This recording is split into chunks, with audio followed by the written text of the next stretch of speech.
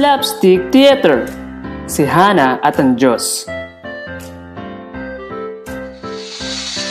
Siya si Hana, na ikinasal sa isang lalaki na ang pangalan ay Elkanah. Ngunit hindi sila magkaroon ng anak. Dahil dito, si Hana ay malungkot. Taon-taon si Hana at Elkanah ay pupunta sa Shiloh upang sumamba at magandog sa Diyos. Si Hana ay nananalangin sa Panginoon.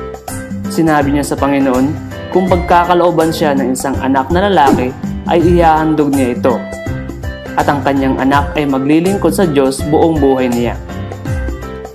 Si Hana ay sobrang nalulungkot. At isang pare na si Eli ang lumapit at iniisip na parang may problema si Hana. Ngunit sinabi ni Hana na siya'y nananalangin. Siya ay nalulungkot at nasasaktan.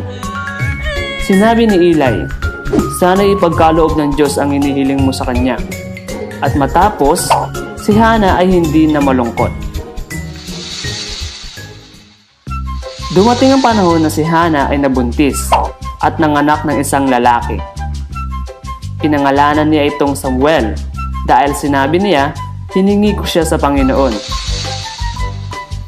Ginawa ni Hana ang kanyang sinabi at nang si Samuel ay lumaki na, dinala niya ito sa templo. Si Hana ay nananalangin at nagpapasalamat sa Diyos. At si Samuel ay nanirahan sa templo at naglilingkod sa Diyos.